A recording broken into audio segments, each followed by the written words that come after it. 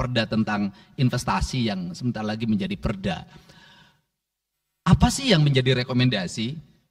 Rekomendasi pertama adalah angka kemiskinan yang masih tinggi di Jawa Barat. Tetapi saya usul pada Pak Ketua, ke depan kalau LKPJ sebaiknya para bupati wali kota diundang di seluruh Jawa Barat.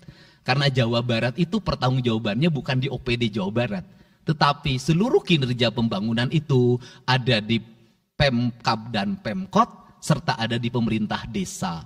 Jawa Barat tidak memiliki rakyat yang terkelola secara langsung karena seluruh pengelolaannya ada di pemerintah kabupaten kota dan pemerintahan desa. Dan saya mohon nanti dipaparkan kemiskinan yang paling tinggi dalam perspektif BPS, dalam perspektif LKPJ dan analisisnya itu di kabupaten mana, bila perlu sampai di desa mana. Kemudian angka investasi tertinggi di kabupaten mana, angka investasi terendah di kabupaten mana, infrastruktur yang berproblem di kabupaten di mana, sehingga semuanya terpetakan dengan baik, sehingga nanti kita bisa mengorkestrasi antara pembangunan Provinsi Jawa Barat, pembangunan kabupaten kota, dan pembangunan desa secara bersama-sama dan berkeadilan.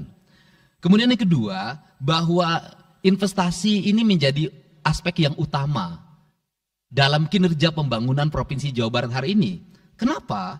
Karena satu, angka kemiskinan kita masih tinggi. Kemudian angka kemiskinan yang tinggi di Indonesia sebenarnya juga dipengaruhi oleh jumlah penduduk yang tinggi. Sehingga persentase kecil menurut Jawa Barat, tetapi menurut nasional menjadi besar.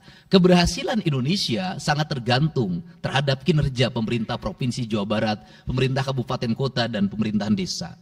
Yang kedua adalah pendidikan. Yang ketiga adalah infrastruktur. Yang keempat, kesehatan. Yang kelima, pengendalian penduduk. Yang keenam adalah pengendalian lingkungan. Kemudian yang ketujuh adalah belanja pemerintah yang masih besar. Belanja tidak langsungnya, yaitu belanja untuk kepentingan pegawai. Yang kedelapan adalah pengelolaan aset. Seluruh rangkaian yang menjadi rekomendasi ini adalah tugas kami untuk meneruskan rekomendasinya.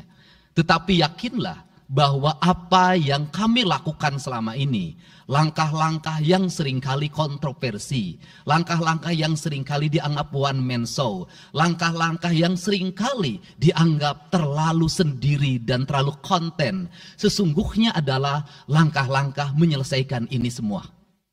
Saya memberikan contoh, kalau saya melakukan operasi terhadap penutupan galian C, penutupan areal-areal pelanggaran terhadap lingkungan, kalau saya mengkoordinasikan terlebih dahulu dengan jajaran saya, bisa jadi operasi saya gagal.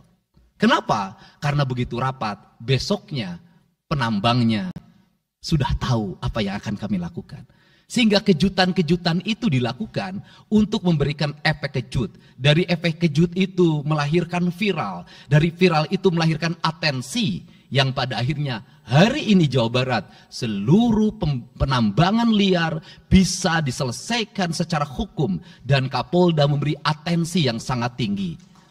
Hari ini Jaksa Agung memberikan perintah kepada Kejaksaan Tinggi untuk melakukan proses pidana bagi siapapun yang melakukan pelanggaran lingkungan dan memberikan kerugian bagi kepentingan masyarakat.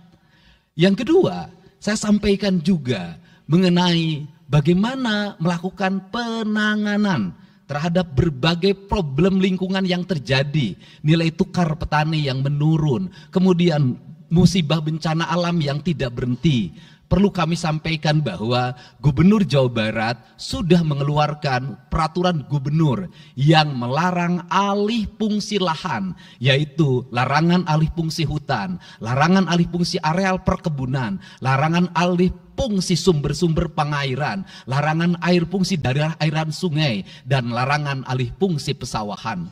Yang itu harus segera ditindaklanjuti oleh kabupaten kota dengan melakukan evaluasi tata ruang secara menyeluruh. Karena inilah jalan yang terbaik apabila kita ingin melakukan perubahan lingkungan di Jawa Barat.